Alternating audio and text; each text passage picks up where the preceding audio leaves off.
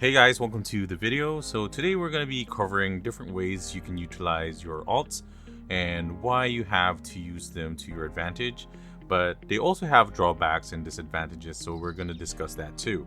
So short disclaimer, everybody have different playstyles and some people would want to use this on life skilling, other for alt grinding, and some, not at all. So always research on the content that you want to consume in BDO before, investing pearls or, time into them. So I also want to say that, most of the time I would call these characters toons. So hopefully you don't get confused when I switch between terms. And with that said, let's dive in. Characters can be the class of your choice. Currently, BDO allows to have 23 character slots, and they give you 6 free standard slots as well as 3 trial slots.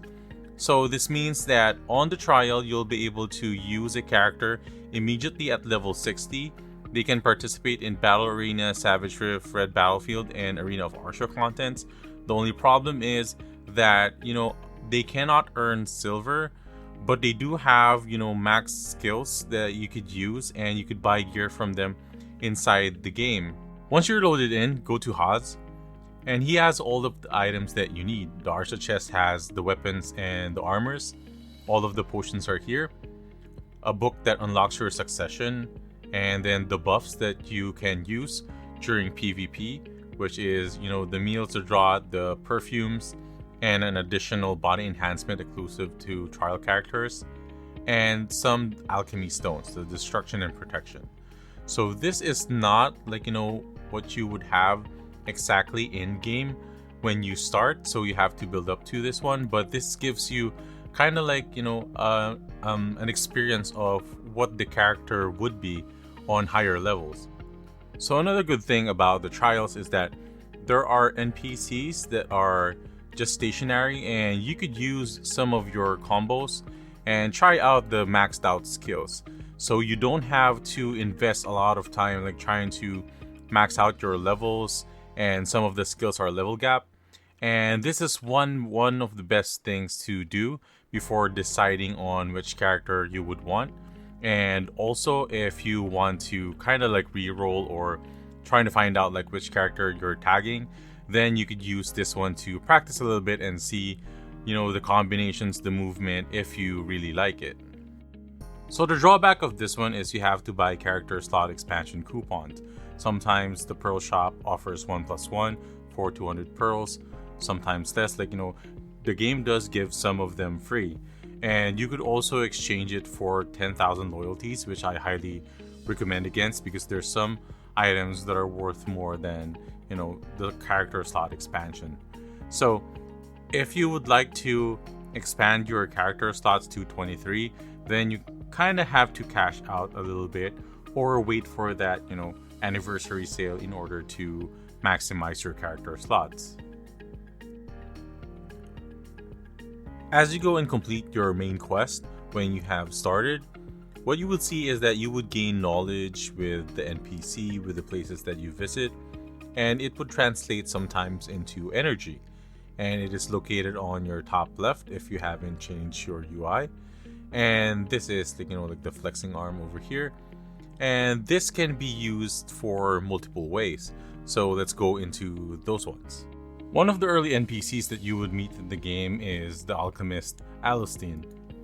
And he allows you to exchange your energy for pots, as you can see here. And these pots are fairly pricey. Like currently this is 5 million and this one is 2.5 million. And sometimes they do drop up to 4 million or lower. The good thing about alt characters is that if they go gathering and they consume energy, or like for example they are farming or butchering for hunting, then they would consume their own energy. It doesn't touch any of the other ones. So like for example, our land that was doing the bartering traded her energy for energy pots, and as you can see here, our Shy didn't get affected and her energy is still 581 and minus the ones that we just did, and you could go ahead and exchange these ones. One way to increase energy is by also using alts, and sending them to places that have ecology. So like ecology knowledge is gained by hunting monster, and as you can see here, I'm currently trying to get the knowledge for this calc so I could get an additional energy. And the good thing about this one is that your alts doesn't need to have much gear in order for you to grind them. The only drawback is you have to place them in sometimes secluded areas. So for example, this is at the left side of the Calc Canyon, and it is not really frequented by your main in terms of like the grind spot, the main quest, and all of that stuff. And it's really useful to have them, at least like 1 to 2 alts to do the knowledge grind for you. And as you can see over here, and after about like 7 visits to this calc, we were able to get the knowledge. So another benefit of that one is if you open up the H window, or like the knowledge, you would see here the knowledge ecology effect. So for each knowledge that you have unlocked in terms of ecology, it increases your drop rate once you reach a certain amount of points. So for example, for mine, I have 6,317, which is equivalent to 16% of the item drop rate. So as you can see here, mine is currently at C for the Color of Darkness. What I can do is I could just go have my alt grind that spot again and again, at least like 5 to 10 minutes a day, or I could place a bookshelf on my residence, which is most of the time given out free by the game during like events and during some of the anniversary, or kind of like like the world events that are happening, and you get them for free. Or you could also go to the Pearl shop and go under the interior, and it would be under the furniture. And when you click on there, you would see the bookshelf. And these are 300 a piece, and they do not have any durability, so they won't break. And you could use them for any of your alts as long as they're in the same city. And as you can see here is my current bookshelf that I got for free. And all I have to do is press R in front of it, and my alt would start reading. The benefit of this one is I could go to another character, and this person will still keep on reading. So the good thing about this one too is that you could use majority of your alts to read. And when I switch characters, you could see that the status is reading a book for that striker, and I switch over to my low level tamer, and what she can do too is also start reading, so that you could use all of your alts in order to get more knowledge. It's not 100% guaranteed, but majority of my grade S and my grade A+ was from this method.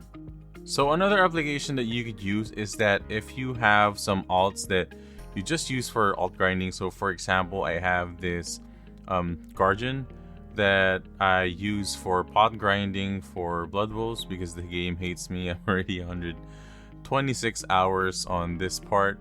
So what you do is you would go to the map, go to a specific node, like for example this one, the Shira Ruins, and you could dump the energy that they have. So for example, this one is 52, which is equivalent to 520, and that increases that node's investment.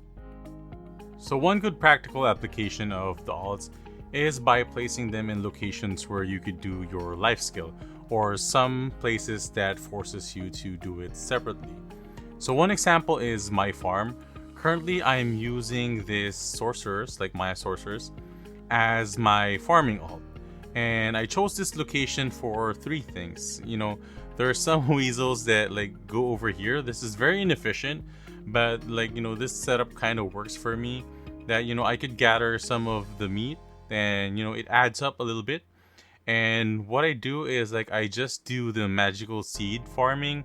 Currently, because of my time, it doesn't allow me to do much farming, but as you can see, like for these magical sunflowers, I'm able to get a lot of byproducts, like, you know, very fast time. I don't put workers on these ones because like one of the things that I do is I kind of exchange alts from time to time, and I want those experience to be, you know, added up into my alts. So the reason I do that is because I was trying to increase my life fame, and now I am on max, but I do still have a few points to go to increase it to 7,000. So the main purpose of this one too is that if there are events that requires me to, for example, you know, farm, or for example gather and all, I would have alternate alts that I could send over to them so that they could be able to perform actions for that event. So I'm going to show you one example a little bit. So for this one also, alts can do the dailies for the life skill. So one thing I do every day is at Olvia, this young shepherd, and this gives you just like fair amount of CP, which is just 50, few gathering XP, and you could get any of these ones. The one that I do is normally milk, because like that's my bottleneck for my cooking. And the energy that I have, since this one has a separate energy pool, like I mentioned on an earlier vid, is I could just go ahead and do some milking. And since her energy kind of increases every day, because farming doesn't take much, especially if you're doing like a magic seed farm, so you would have enough energy that could accumulate and you could use it for farming milk. And as you can see here, the mini game is fairly simple, and I'm currently located over here at Olvia, at this one, the tree, which is the whale farm. And this ensures that I don't run out of milk, because like this only takes a few minutes a day, and it's very, like, you know, it works for me greatly. And if you're not concerned about min-maxing your gear and, you know, just really want to get a steady flow of materials, as you can see, you know, we were able to get a good amount of items for our byproducts, so we could get the fodders and, you know, a few of the seeds, you know, like that we could sell, or we could just harvest the one that we currently have, or like, you know, for example, like the milk, we could just like keep accumulating this one up until like we could use them for oatmeals. And this is the one that I was mentioning. I have some alts too that are prepared to do some events. So for example, the fishing events. What I do have for her is, like, you know, she has currently like 3+10 Balenos rod, and I only use her for fishing. So if there are any events, like for example the recent one where you were trying to get the puffer fish, or like for this one, the koi events, I just place her on those spots, and I just quickly switch to her, like, you know, whenever I have to leave for work, or whenever I have to do some errands, then I could just, like, you know, freely switch and set. So one of the applications that I use for my alts is horse training, and this is currently my mystic. And what I normally do is I get the horse from Altinova or from Stonetail Horse Ranch, which, like, you know, all of the T9 magic happens, and also the T10. And what I normally do is, like, when I capture horses, I would just like put them, you know, put myself in a loop. And I could also save these autopath, as you can see. So let me do that again. Go to map, and then you just right click on a position and set the autopath loop, and you can save them on the map. And you could load them over here. When you go to the bottom part, retrieve looped autopath, and select this one, and it would load it for you. So the benefit of this one is that you don't have to have your trainer go outside of that loop, but, you know, majority of the time you could put your horse on your main, but it would be, like, you know, super slow. So this is for, you know, when you're trying to get, you know, mats for T10 and you're training your T5, T6, T7 and T8s, that, and then like you could leave your fastest horse with your main. So another practical application for this one is Imperial Cooking. So as you can see here, my witch is currently boxing my Valencia meals that I made her cook, and I do one set of cooking for a day and box the boxes from time to time. So what I normally do is, like, when I see that, you know, the market has the Imperial trades have refreshed, I would just have her box some, or like, box more, and just use that one to exchange. And the good thing about this one is because my main is always at Histria or underwater, so I don't have to put her, on a long path in order for me to get here. And last but not the least, one example too is for questing, and also for another life skill called bartering. So as you can see here, I could do my daily quest without the need of my main character or my other characters. And what I could just do is, bring out my ship. And then this is my main barter alt, and all she does for me is barter. And she's the one that's in charge of going from island to island and getting all the materials that I need. So as you can see here, for what she have done so far is she has gotten me all of these T5s that I will be selling. And this is, without additional travel, because especially with bartering and sea content, it takes a long time. And this is what I normally do when I'm preparing dinner, or I'm currently doing some work on the side, and it really helps. And the other sailor that I have currently is my sea monster alt. And you can see here that I'm on my other ship, my Valor, and all this one does is go ahead and kill these small Golmont battleship. And this counts for the daily quests, and also for the ones that are for the Margoria sea monsters. That is 50 million for each quest. And if you are in a sailing guild or sea monster hunting guild, then you go through those 10 quite fast, and that's an instant 25 million for a few amount of work. So as you can see here, it's fairly easy to kill this one, especially with a Carrack. And lastly is my Mewa, which is my Hakoven runner and sailor, because all of the materials that I ship over here, she is able to trade to Hakoven, so that my Carrack and my sea monsters doesn't need to go all over here to Hakoven just for a coin trade. So it kind of speeds up the time, and also is more efficient on my end, since I don't have to kind of go far away from the purpose of the ships.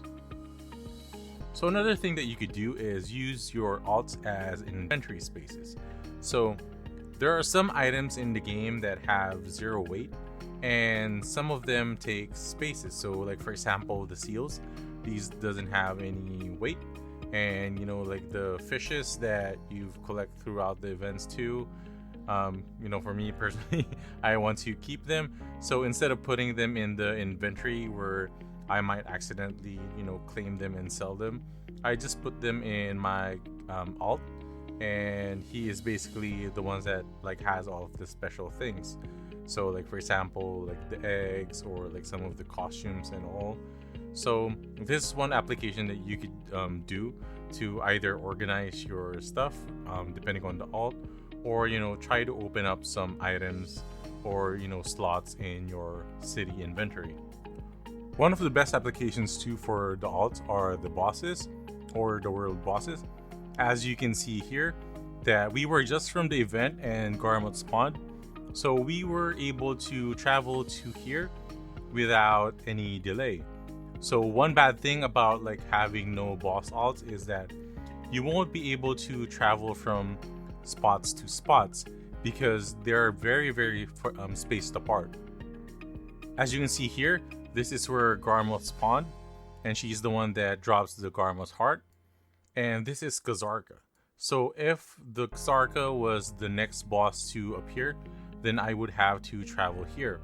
But there are some instances where 2 bosses spawn at the same time, and most of the time it's Kazarka and Karanda.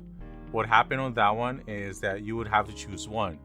But if you have an alt on both, then you would be able to go and hit both. So the good thing about bosses is that you don't have to have much gear on your alts. And as you can see here, my alt doesn't even have like good equipment. So what I do is, I just hit the boss, and that enables me to get loot. So just to help out newer players, what you can do is go to your menu and go to adventure and hit this one, the boss notification. This allows you to set reminders, 5 minutes, 15 and 30 minutes intervals. So the game would notify you when the boss is about to appear, and it would appear here on your right side if they will be appearing soon. So just to recap on where the bosses are, like on the right side of Florian, there would be Karanda, and Kazarka is under the Southern Guard camp. You have to go to Serendia's Shrine and go to a tunnel to where Kazarka is. Next one is Garmuth, where we just fought her, and she's the one that gives the Garmuth's heart. The next one is Miramok, which is above Grana. And then the Valencia boss is Ancient Kudum at Scarlet Sand Chamber. And then Nuver at the desert. So just a reminder that the desert requires you to have compass in order for you to navigate. So one good thing about these alts is that you will be able to increase your chances of getting the boss boxes that majority of these ones provide. So for example, it can drop the Kazarka sealed weapon box, and there are chances that it might be a higher version of the bosses, which can be a Nightmare Kazarka, and that gives you a chance of the base box up until like Tet weapon box. And they also drop a steady stream of the Blackstone armors, the weapons, and some of the magical Blackstones that you could use to help you enhance your weapons. And before we wrap up, one of the most popular applications for the alts is the enhancement. So the enhancement chance stays with the character. So for example, like this one, it has 70. And if we go to your character selection, if it's not in the Nadir's belt, then it could be stored into your character. So like the Nadir's belt is a different topic on its own. But you could store your enhancement on your alts. So it means that you would have a total of 23 storage. But kinda like inefficient now, especially with the Nadir spell that you could just easily switch. But you can see here that you can store up to a big amount of stacks. So for example, one of the stack that I'm storing on one of my characters is 194, but I have 230 on the Nadir's belt. So there would be some circumstances that you would want to store them into your characters. So guys, just to summarize, I'll be posting, a lot of the applications that are popular among other players on the screen, but mostly you could use your alts as, your alt life skillers. If you're not icon chasing, then for example, you could place one of your hunters for the lions, and then the other one gathering for the scorpions, and the other meats that you could use for cooking, and then you send them over to your alt that does the cooking in the Imperial. And it could be a mix and match depending on what you have, how many alts that you have, and it's really beneficial to have them. They are not required, but the one thing that really make them really stand out is that they could eliminate the travel time in between towns and in between tasks. And that's what I like the most, because of my work. I am not able to play that much, or a long period of time. So having access to certain parts of the areas of the map really helped me a lot.